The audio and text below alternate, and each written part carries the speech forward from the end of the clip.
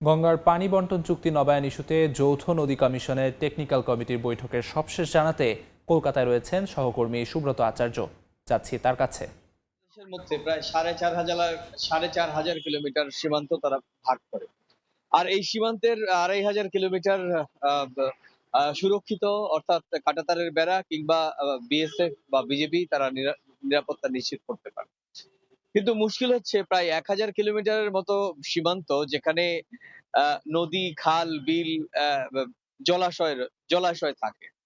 আর সে সমস্ত সে সে- যে যে সে সে সমস্ত জলাশয়ে নানা কারণেই কখনো ড্রেজিং বা কখনো সীমান্তে সেই জলাশয়ের এধার ওধারে নিরাপত্তা তোড়জোড়, এই সমস্ত বিষয়ে কিন্তু দুই দেশের মধ্যে বিভিন্ন সময় কূটনৈতিক যে বার্তা সেগুলো দেয়া হয় পররাষ্ট্র মন্ত্রণালয়ের মাধ্যমে। কিন্তু এই প্রকৃত অর্থে এই দুই দেশের যারা স্টেক হোল্ডার, অর্থাৎ যারা জলসম্পদ মন্ত্রক, আ তারাই কিন্তু একমাত্র, তাদেরই অধিকার রয়েছে যে এই নদী বা এই জলাশয়গুলোর রক্ষণাবেক্ষণ বা নিরাপত্তা বা ড্রেজিং ক্ষেত্রে দুই দেশের সরকারের এই সংশ্লিষ্ট দপ্তরকে সম্মত হতে হয়।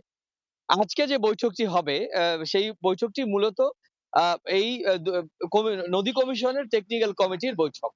এই এই বৈঠকেই মূলত সীমান্তের, ভারত-বাংলাদেশের সীমান্তগুলো ঘেঁষে যে নদী রয়েছে, জলাশয় রয়েছে, খাল-বিল রয়েছে, সেই খাল-বিলগুলো কখনো ড্রেজিং, কখনো সেখানে বিএসএফ, বিজিবির নিরাপত্তা বাড়ানো বা কাঁটাতারের বেড়া, সেই সমস্ত টেকনিক্যাল অনেকগুলো আ আ ইস্যু অনেক বছর ধরে জমে রয়েছে। সেগুলো কিন্তু দুই দেশের এই যৌথ নদী কমিশনের টেকনিক্যাল কমিটির বৈঠকে কিন্তু আলোচনার টেবিলে বসবে এবং সেখানে পরস্পরের বিরুদ্ধে সম্মতি পত্র প্রদান করবে এবং এরপরে কিন্তু ড্রেজিং বা অন্যান্য যে সমস্যা, সেই সমস্ত সমস্যার যে সমাধান হবে।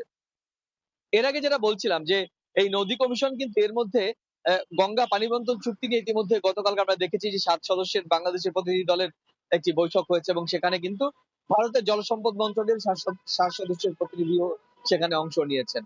গতকালকে বৈঠকের পর আজকের বৈঠকটি অত্যন্ত তাৎপর্যপূর্ণ। আপনি জানেন যে ভারত এবং বাংলাদেশের মধ্যে অভিন্ন ৫৪ টি নদী রয়েছে। এই নদীগুলোর ভৌগোলিক অবস্থান বাংলাদেশের ভারতের সীমান্ত ঘেঁষে সেখানে নিরাপত্তার বিষয় থাকবে বা নৌ ন ন জ জ জল বন্টনের ক্ষেত্রেও অনেক ধরনের বাধা বিপত্তি, পাল্টা অভিযোগ ২ দেশের মধ্যে আছে। এই সমস্ত বিষয় নিয়ে কিন্তু আজকে এই বাংলাদেশ থেকে আসা ১১ সদস্যের যে প্রতিনিধি দলের টেকনিক্যাল কমিটির বৈঠক কিন্তু আজকে সকাল ১১ টার সময় গতকালকে যে হোটেলটিতে অনুষ্ঠিত হয়েছিল, আজকে কিন্তু একই রকম ভাবে অনুষ্ঠিত হবে। তো এই ছিল আমার কাছে ভারত বাংলাদেশের নদী কমিশনের যে টেকনিক্যাল কমিটির আজকের বৈঠক। সেই বৈঠকে কি হতে পারে সেই সম্পর্কে একটি অ আ সবশেষ আমার কাছে থাকা সবশেষ তথ্য। যৌথ নদী কমিশনের টেকনিক্যাল কমিটির বৈঠকের সবশেষ জানাতে কলকাতা থেকে সরাসরি যুক্ত হয়েছিলেন সহকর্মী সুব্রত আচার্য।